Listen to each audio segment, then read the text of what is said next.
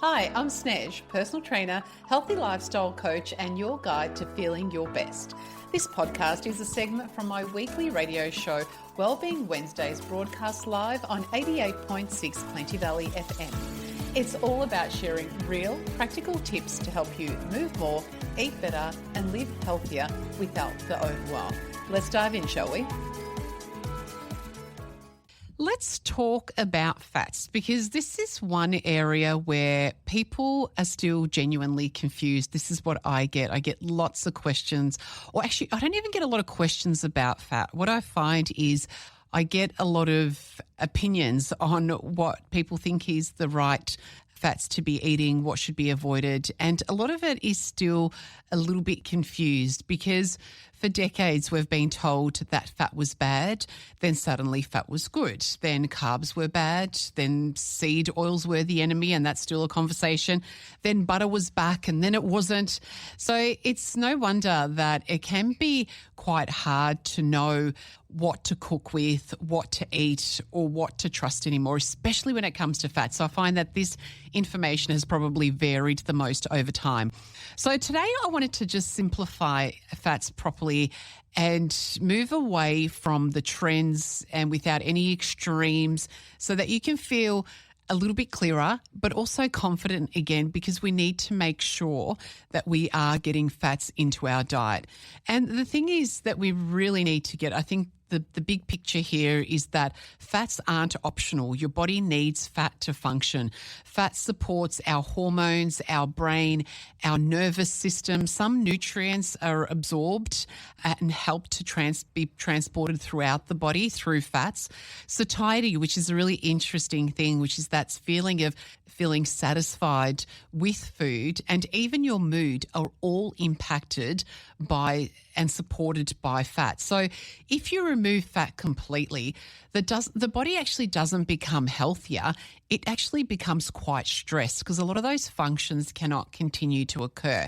And the key isn't fat versus no fat. It's just about understanding which fats are the best ones, which ones we actually do need to genuinely avoid, and how much should we be having, when should we be having them, and just answering some of those basic questions. So let's break it down really simply so that you walk away going, okay, right, I know what I need to do on a day-to-day basis. So the first thing is to understand the three different types of fats. So the first fats that we need to be aware of are the unsaturated fats. So these are our protective fats. They support our heart health. They reduce inflammation. They help to keep your blood vessels nice and flexible. And they include two different types, monounsaturated fats. And I'm not going to go into the chemical structure of these. We don't need to understand to this degree, but we do need to understand that saturated fats are our protective fats, and they are made up of monounsaturated fats, if you are looking for them on labels and things like that, or polyunsaturated fats. So the monounsaturated fats are like your olive oils, your avocados, your nuts, and your polyunsaturated fats are like your omega-3s, which are found in fish, what's found in seeds and walnuts. And these fats are associated with lower cardiovascular risk and better metabolic health, because we oftentimes associate fats with a higher cardiovascular risk, and that they are actually bad for our heart. Then we've got the saturated fats. These most commonly come from animal foods, things like butter, cream, cheese, fatty cuts of meat, and some plant sources like coconut oil actually go into this category, but mainly saturated fats do come from animal sources. Saturated fats aren't automatically bad, but they do need to be consumed in moderation. I think that's really quite important. And in excess, they can raise our bad cholesterol in some people, especially when combined with a low fibre diet and high processed foods taken regularly. So that combination together is where these saturated fats become a bit of an issue. And then we have the fats that we genuinely want to limit, and these ones are our trans fats, our industrial seed oils that have been heavily processed. These are the fats that are most strongly linked with artery damage, which is the biggest concern, and inflammation in our body. So they're found in things such as deep fried foods. They're found in pastries, in biscuits, in packaged snacks, in margarines and hydrogenated oils. And these fats, they change the structure of your blood vessels, making your blood vessels more rigid, which is going to affect blood flow through your body and impact and put more pressure on your heart. So over time, they do contribute to plaque formation in arteries, which is why they're so strongly linked to heart disease. So now, some of the things that we also need to understand, this is just a quick and helpful shortcut, which allows us to sort of understand what are some of the good fats and the unhealthy fats. We know we've got those three categories, but a really quick and easy way to understand them is if we're looking at plant fats versus animal fats. So plant fats are plant-based fats like olive oil, avocado, nuts and seeds tend to be unsaturated and they tend to be protective. You'll also find a really good visual sort of point to understand with plant-based fats is, generally speaking, they are liquid at room temperature.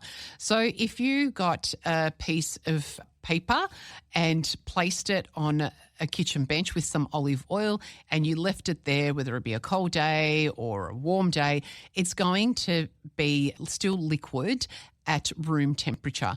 Whereas when we're looking at animal fats, so things like butter, cream, fatty meats, they're more saturated and they should be enjoyed but not relied on as your primary source of fat. So we need to limit the intake of these.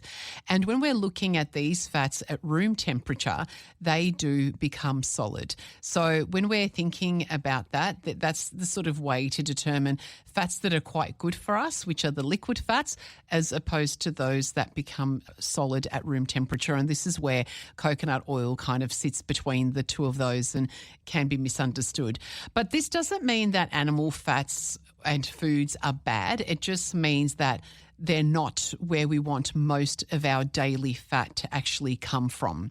So then I wanted to again address two different foods that I get asked about all the time, and I think that the information has changed over time mostly, and that's about egg yolks. So are egg yolks healthy? And yes, they are healthy, because egg yolks contain cholesterol, but we now know that dietary cholesterol doesn't directly translate to blood cholesterol for most people.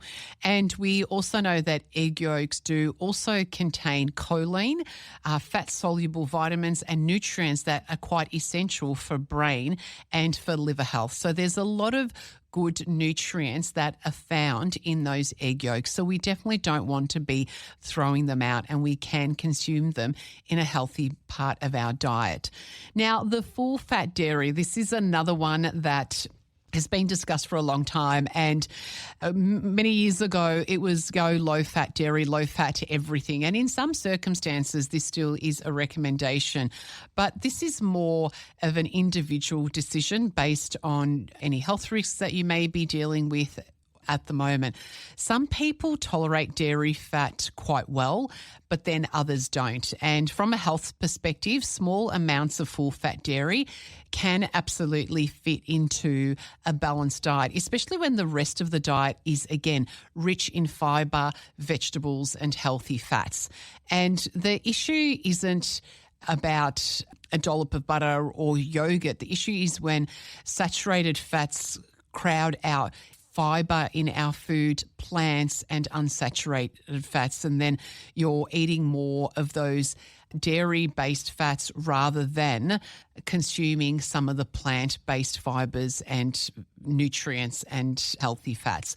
So it's just about making sure that we're combining our fats with other aspects, but then again, completely removing the unhealthy fats as best as we can. And the thing is with dairy, the reason why it can be a better choice, especially when it comes to things like yogurts, is that in the processing of trying to remove the unhealthy fats out of yogurts, what's happened instead is there's been additives added to thicken that aren't necessarily good for us, but also there's been the introduction of sugar to make the product taste better and to be more satiating. So now we're sort of starting to understand, well, let's not go fat-free yogurts. Let's actually consume that dairy, consume less of it, which means then we'll get less of a sugar intake as well. So how much fat do we actually need? And the thing is with fat, different to protein, we don't need to count our grams of fat that we need to consume on a day-to-day basis. But a simple guide is to include a source of healthy fats at most of our meals, prioritizing things such as olive oil, avocados, nuts, seeds, and fish throughout our day, and using saturated fats as accents to our dish, but not the main part of it. So even if we're thinking of it as full fat, for example, full-fat yogurt. So we don't want to just have a big bowl of yogurt. We want to be pairing that with other things. So what we could be doing is pairing that with fruit. We could be sprinkling it with some nuts and seeds, and all of a sudden it reduces the intake of that yogurt, but we're increasing the nutrients that we're getting through other sources of healthy fats, but also we're getting that fibre in through the fruit. So that's a way to think about it. So some examples of ways that we can use it is olive oil on vegetables, maybe even after you've cooked them, we can drizzle them with some olive oil to get those healthy fats in. Definitely using olive oil in salads, avocado at breakfast or lunch. Nuts can be part of your main meals, such as your breakfast. They can be added to salads for lunch and dinner, or they can just be snacks. And I snacked on the way here a handful of walnuts and pumpkin seeds, and then I just had a nectarine with that because they're just delicious at the moment and in season. So, and enjoying oily fish a couple of times a week is definitely going to see those healthy fats entering into the diet. So you may have heard as well, if you're sort of trying to judge quantities a bit better, using your thumb, the length and the thickness of your thumb as a serving. So getting that sort of segment of avocado, or if we're adding nuts and seeds, it's how many you could fit. You know, that might be 12 to 14 almonds for a snack. So the other thing with healthy fats as well is, or consuming fats in a healthy way, is the timing. So, and it's really interesting to understand that consuming fats helps to slow the digestion because they do take longer to digest, and therefore they increase the satiety of your meals. So that means feeling more satisfied after we consume our food. So what we could then think about doing by knowing this information is trying to include them earlier on in the day, which can help reduce cravings later on in the day. So this is one of the reasons that meals that include protein, fibre and fat together are really so satisfying. And the biggest takeaway I think that I'd like to leave you with this information is that fat definitely is not something that needs to be avoided. It's not the enemy. And we need to make sure that instead that we include the healthy fats.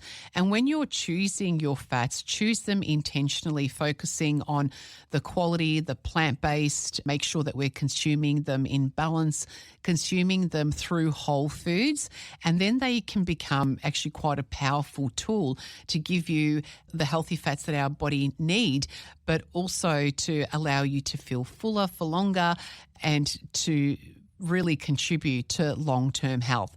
So if you aren't getting enough of some of those foods that I have mentioned that do come from healthy fats, then make sure that you start including them to your snacks, to lunches, and in any way that you can. So say, for example, this morning already, I've had coconut milk in my smoothie, and I have also had some avocado in my smoothie, and I've also had chia seeds in my smoothie. So some really good quality fats there.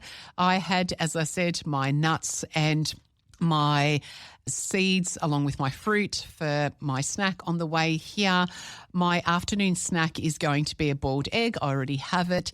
And I do have some barramundi, which has the healthy fats in it, as well as, and that's all on a salad that's drizzled with olive oil. So you can see I'm definitely being quite intentional about getting those healthy fats in, and I definitely believe it contributes to the quality of my skin and my health as well. So give it a go and start adding some fats into your day.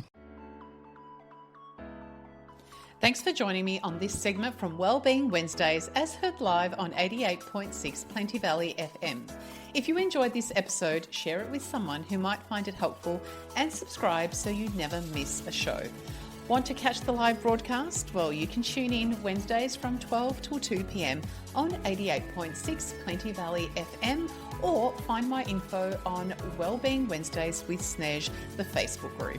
Take care, stay healthy, and remember, it's the little choices every day that create big changes. Talk soon.